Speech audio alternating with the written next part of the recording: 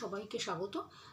আমি আবার চলে এসেছি তোমাদের একটা বড় ভিডিও নিয়ে। কিছুদিন আমি বড় ভিডিও দিতে পারছিলাম না, একটু সমস্যা ছিল। তো এবার থেকে আবার রেগুলার হয়ে যাব, অসুবিধা কিছু নেই। তো আমরা যেটা করছিলাম, ক্লাস 9-এর কার্যক্ষমতা শক্তির দুটো ভিডিও আমি আপলোড করেছি। আজকে আমি থার্ড বা শেষ ভিডিও এটা বলতে পারো, কার্যক্ষমতা শক্তির শেষ ভিডিও আর কি। তো সময় নষ্ট না করে আমি চলে যাই আমাদের পড়াতে। সেটা হচ্ছে, আগের ভিডিওটা আমি গতিশক্তি আর স্থিতিশক্তি কাকে বলেছিলাম। এবারে বলছি যে আমি স্থিতিশক্তি দু রকমের হয়, অভিকর্ষীয় স্থিতিশক্তি আর স্থিতিস্থাপক স্থিতিশক্তি। অভিকর্ষীয় স্থিতিশক্তি কি? অভিকর্ষীয় স্থিতিশক্তি হচ্ছে যারা অবস্থান পরিবর্তনের জন্য, ঠিক আছে, অবস্থান পরিবর্তনের জন্য তাদের মধ্যে যে কার্য করার ক্ষমতা জন্মায় সেটাকে বলে অভিকর্ষীয় স্থিতিশক্তি। আর স্থিতিস্থাপক স্থিতিশক্তি হচ্ছে যে আকার পরিবর্তনের ফলে তাদের মধ্যে যে কার্য করার সামর্থ্য জন্মায় তাকে বলে স্থিতিস্থাপক স্থিতিশক্তি। তো অবস্থান পরিবর্তনের জন্য কি উদাহরণ হতে পারে? দেখো, সবথেকে ভালো উদাহরণ হচ্ছে যে আমরা বাঁধের জল দিয়ে টারবাইন ঘুরিয়ে আমরা বিদ্যুৎ তৈরি করি। কী করি? বাঁধের জলটা ওপরে তুলে একটা জায়গায় ফিক্সড করি, ওখানে ওখানে শক্তিটা হলো, এবার যেই ছেড়ে দিই স্থিতিশক্তিটা গতিশক্তিতে রূপান্তরিত হচ্ছে এবং তারপর সেই দিয়ে টারবাইন ঘুরিয়ে আমরা বিদ্যুৎ উৎপাদন করি। সেটা হচ্ছে অভিকর্ষীয় স্থিতিশক্তির একটা উদাহরণ। আর স্থিতিস্থাপক স্থিতিশক্তি আকার পরিবর্তন আমি সেইবারই বলেছিলাম যে তীর ধনুকে যখন আমরা তীর ছুঁড়ি, তীর ধনুকটা যখন সিম্পল সোজা যখন থাকে তখন সেটা দিয়ে তীর ছোড়া যায় না। তো যখন তীরটাকে লাগিয়ে টানা হয় তার ফলে ধনুকের আকৃতিটা পুরো চেঞ্জ হয়ে যায়, মনে আছে? এরকম থাকে আমাদের সিম্পলভাবে ধনুকটা এরকম থাকে। যখনই আমরা তীর টানি তখন সেটা এই দিকে টেনে যায়, তখন আর এই মাঝখানের এইটা থাকে না, তার আকারটা ঠিক এরকম হয়ে যায়, ঠিক এরকম জিনিস হয়ে যায়। তার ফলে কি জিনিসটা চেঞ্জ হচ্ছে এবং এই টানার ফলেই যখন ছাড়বো তখন তীরটা দূরে যাবে। তাহলে কি তার আকার পরিবর্তনের জন্য এর মধ্যে একটা কার্য করার সামর্থ্য জন্মালো, তার ফলে তীরটা দূরে গেল। এটা হলো স্থিতিস্থাপক স্থিতিশক্তি। এবার এই যে অভিকর্ষীয় স্থিতিশক্তির রাশিমালাটা কীরকম হয়, মানে আমরা জানি স্থিতিশক্তি হচ্ছে mgh, ঠিক আছে? তো এই mghটা কোত্থেকে এলো? দেখো, আমি কি বলছি, স্থিতিশক্তি হচ্ছে রাশিমালা হচ্ছে mgh। কি হয় না, ধরো এম ভরের একটা বস্তুকে আমি এইচ উচ্চতায় ওপর দিকে তুলছি। এবার তুলছি মানে কি, তার মধ্যে তুলতে গেলে আমার একটা কার্য করতে হচ্ছে। তো সেই কার্যটা কি? কার্য আমরা আগেই পড়েছি, এইটাতে কার্য হচ্ছে বল ইন্টু সরণ, রাইট? বল ইন্টু সরণ। এবার বল কি? বল তো আমরা জানি বল মানে এফ, ঠিক আছে? আর সরণ হচ্ছে এস। সরণ মানে অতিক্রান্ত দূরত্ব বা উচ্চতা বলতে পারো। এবার বল আমরা কি জানি? বল তো জানি এম ইন্টু এ, জানি তো। আর সরণ মানে অতিক্রান্ত দূরত্ব, আমি কোন উচ্চতায় তুলেছি? এইচ উচ্চতায়, তাহলে এখানে এসটা এইচ হবে। আর এই এটা কি? এ তো ত্বরণ। এখানে ত্বরণ কি? এখানে তো অভিকর্ষজ ত্বরণ, তার মানে এম, এখানে জি, এইচ।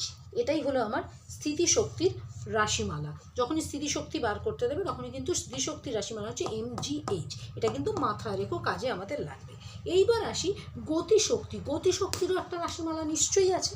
গতিশক্তিকে আমরা কি দিয়ে ডিনোট করি? গতিশক্তি বলি আমরা হাফ mv স্কোয়ার। কি বলছি? গতিশক্তি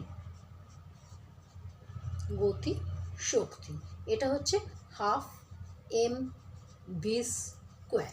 এবার এই যে হাফ mv স্কোয়ার, এই জিনিসটাই বা এলো কোত্থেকে? এটা কোত্থেকে এলো? দেখো, আমরা গতিশক্তি বা স্থিতিশক্তি যাই বলি, তার মানে কি, আমি কি বলছি না, গতির জন্য যে কার্য করার সামর্থ্য জন্মায় বা অবস্থান পরিবর্তনের জন্য যে কার্য করার সামর্থ্য জন্মায়, তার মানে এটা একটা কার্য, তাই তো? তো কার্য কি? আবার চলে আসি, গতিশক্তি মিন্স কার্য, বা গতিশক্তি ইকুয়াল টু আমি লিখতে পারি বল ইন্টু সরণ, রাইট?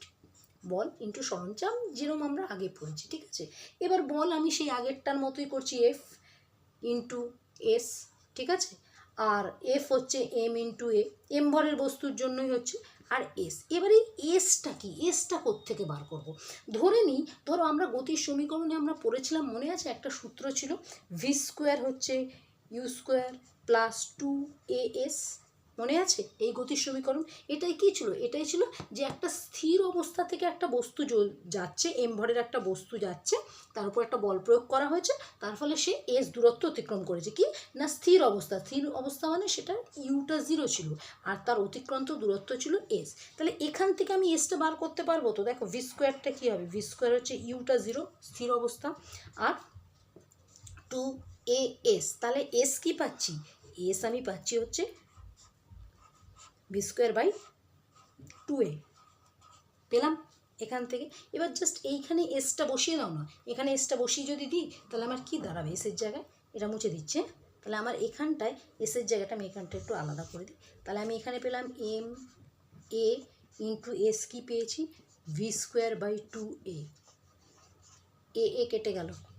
তাহলে আমি এখানে গতিশক্তিটা কি বললাম mv²/2, তার মানে হাফ mv² পেলাম। এটাই হচ্ছে গতিশক্তির রাশিমালা, এটা কিন্তু মাথায় রেখো, গতিশক্তি মানে হাফ mv², আর স্থিতিশক্তি হচ্ছে mgh। ক্লিয়ার, বোঝা গেল? এইবার যেটা আছে সেটা হচ্ছে তোমাদের শক্তির যে নিত্যতা সূত্র বা যান্ত্রিক শক্তির নিত্যতা সূত্র জিনিসটা কি। দেখো যে কোনো শক্তি বা ভরের বা যে কোনো কিছুর নিত্যতা সূত্র মানেই কি না, প্রথমে আমরা বলি শক্তির নিত্যতা সূত্র। শক্তির নিত্যতা সূত্র হচ্ছে একটাই, যে শক্তি হচ্ছে অবিনশ্বর, মানে শক্তির সৃষ্টি নেই বিনাশ নেই। কি, শক্তির সৃষ্টি নেই বিনাশ নেই, শুধু কি হয়, শক্তির রূপান্তর আছে, শক্তির রূপান্তর হয়। এটাই হচ্ছে শক্তির নিত্যতা সূত্র। বা ভরেরও যদি নিত্যতা সূত্র হয় তাহলে সেখানে শক্তির জায়গায় হবে ভর, মানে ভর বা শক্তি যাই বলো, যারই নিত্যতা সূত্র, যে তাদের সৃষ্টিও হয় না বিনাশও হয় না, তাদের একটা থেকে একটা রূপান্তর হয়। ঠিক আছে, এটা হলো শক্তির নিত্যতা সূত্র। এইবার এখানে তোমাদের আছে যান্ত্রিক শক্তির নিত্যতা সূত্র। যান্ত্রিক শক্তির নিত্যতা সূত্র মানে কি, দেখো যে কোনো কিছু নিত্যতা সূত্র মানে হচ্ছে সেটা ধ্রুবক, কনস্ট্যান্ট, এটাই বলা হয়।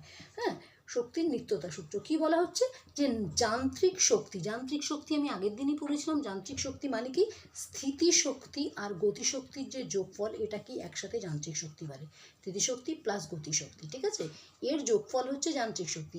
এইটা বলছে সর্বদা ধ্রুবক, সর্বদা ধ্রুবক। এটাই হচ্ছে যান্ত্রিক শক্তির নিত্যতা সূত্র, কি স্থিতিশক্তি এবং গতিশক্তির যোগফল সর্বদা ধ্রুবক হয়। এটাই আমাদের যান্ত্রিক শক্তির নিত্যতা সূত্র। এবার এই যে আমি সূত্রটা বলে দিলাম, এটা কি সব ক্ষেত্রে প্রযোজ্য বা এটা সত্যিই কিনা, সেটা এবার আমরা প্রুফ করব। কি করব না, অবাধে পতনশীল একটা বস্তু, তার ক্ষেত্রে যান্ত্রিক শক্তির নিত্যতা সূত্রটা প্রযোজ্য কি প্রযোজ্য না, এটা আমরা প্রমাণ করব। চলো করে ফেলি আমরা। কি, অবাধে পতনশীল। অবাধে পতনশীল কথাটার মানে কি, যে একটা বস্তুকে ওপর থেকে আমি নিচে ফেলছি, তাকে কোনো বাধা দেওয়া হবে না।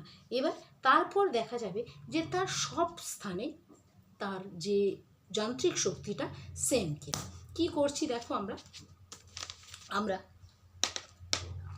খেয়াল করো, আমরা একটা বস্তু এইখানে এই একটা বস্তু, এটা এই অবস্থানে আছে এবং ভূপৃষ্ঠ এটা। ঠিক আছে, আচ্ছা এইখানে একটা কথা আমি বলে দিই, সেখানে যেটা আমার বলা হয়নি, সেটা হচ্ছে যে স্থিতিশক্তির মান কিন্তু ঋণাত্মক হতে পারে। কেন?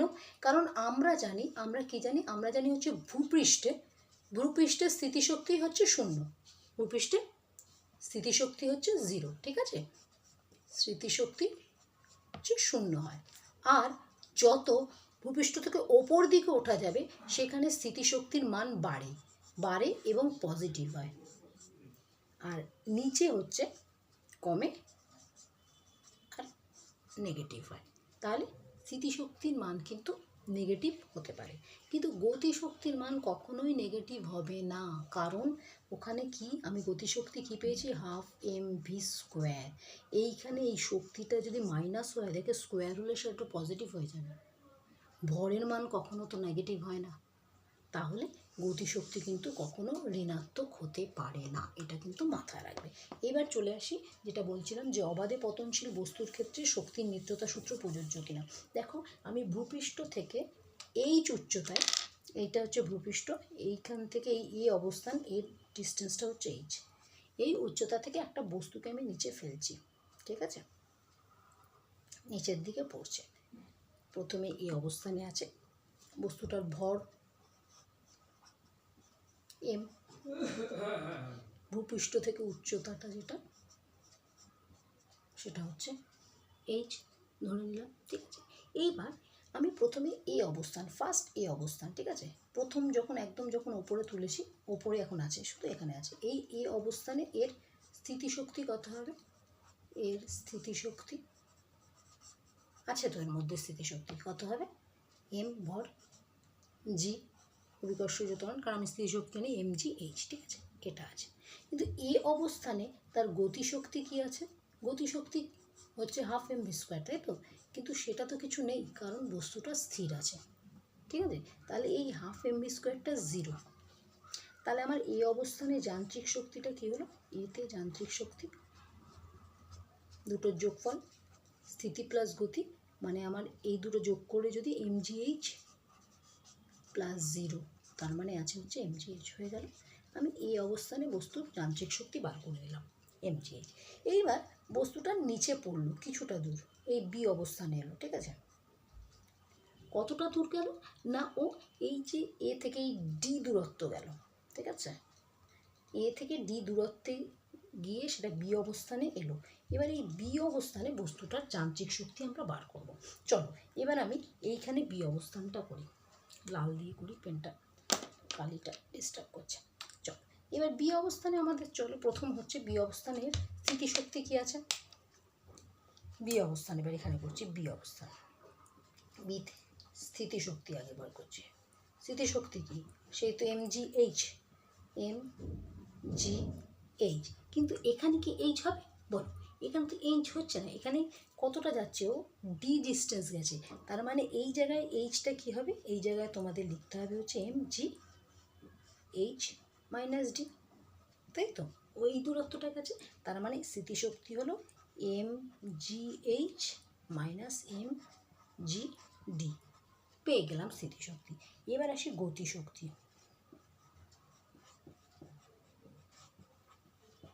1/2 mv², ঠিক আছে। তো এখানে আমাকে ভিটা তো বার করতে হবে, v²টা কি, ভি জিনিসটা কি, তাই না? এখানে ভিটা কী হবে? সেই আমাদের গতিসূত্র একটু আগে আমি যেটা করেছিলাম, v² হচ্ছে u² প্লাস 2as, ঠিক আছে। এর প্রাথমিক অবস্থান কী ছিল? 0 ছিল, 0। তাহলে এখান থেকে আমি এসটা কী পাবো, v²টা কী পাবো? আমি v² প্রাথমিক অবস্থান ছিল 0, তাহলে আমি এখান থেকে v²টা কী পাবো? আর এখানে যে এসটা কি? এসটা হচ্ছে দূরত্ব, এই এস তো এস থাকবে না, এখানে এসটা কী হবে? ডি হয়ে যাবে, 2ad, ঠিক আছে। তাহলে আমি v² কী পেলাম দেখো, 2ad পেলাম তো। আর এখানে এটাও কি এ থাকবে? এ তো এ থাকবে না, এর জায়গাটা কী হবে? জি হয়ে যাবে, তাহলে 2gd পেয়ে গেলাম v²। তাহলে এইখানে বসিয়ে দাও 1/2 mv² মানে হচ্ছে 2gd, 2 কেটে গেল, তাহলে গতিশক্তি কী পেলাম? mgd। এবার আমি এই পাশে চলে আসছি, হ্যাঁ, জায়গা কম। এই অবস্থানে এটা আশা করি স্ক্রিনশট তোমরা নিয়ে নাও, আমি মুছে দিচ্ছি কিন্তু এটা, হ্যাঁ। এইবার তাহলে আমি বি অবস্থানের টোটাল যান্ত্রিক শক্তি কী পেলাম দেখো। বিতে আমি যান্ত্রিক শক্তি পেলাম, আমার স্থিতিশক্তি কী কী ছিল? পেয়েছি হচ্ছে mgh মাইনাস mgd প্লাস গতিশক্তি হচ্ছে mgd।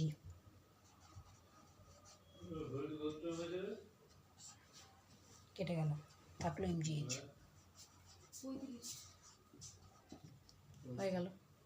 তাহলে বি অবস্থানেও আমি পেয়ে গেলাম mgh।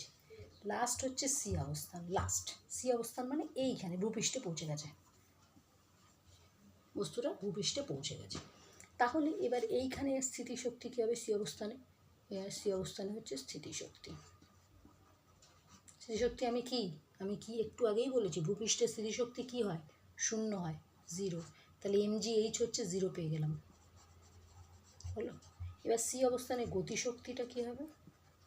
1/2 mv²। আগের মতোই ভিটা বার করতে হবে। এখানে ভিটা বার করতে গেলে কি করতে হবে? এখানে কি হচ্ছে? এখানে যে এটা এস হচ্ছে, জি হচ্ছে, আর ডিটা কি? ডিটা তো পুরো এইচ, তাই তো? এখানে এইচটা আমি জাস্ট এখান থেকে বার করলাম এইচ, তাহলে v² পেলাম হচ্ছে 2gh, ঠিক আছে। তাহলে এখানে বসিয়ে দাও, এই জায়গাটা আমি মুছে ফেলি। v² পেয়েছি 2gh, মাথায় রেখে মুছে দিলাম কিন্তু। তাহলে সি অবস্থানে টোটাল আমার কী পেলাম? 1/2 m2gh, কেটে গেলাম mgh। তাহলে সি অবস্থানে আমার যান্ত্রিক শক্তি কী দাঁড়ালো? শুধু mgh প্রুভড। তিনটে অবস্থানেই কিন্তু আমরা যান্ত্রিক শক্তি পেয়েছি mgh mgh mgh। তাহলে অবাধে পতনশীল বস্তুর ক্ষেত্রে যান্ত্রিক সংরক্ষণ সূত্র প্রযোজ্য। আশা করি তোমাদের ভিডিওটা বুঝতে কোনো অসুবিধা হবে না, বারবার করে দেখো, অসুবিধা হবে না। আর ভিডিওটা যদি ভালো লেগে থাকে লাইক শেয়ার কমেন্ট করো, আর আমার চ্যানেলটাকে সাবস্ক্রাইব করতে ভুলো না। টাটা।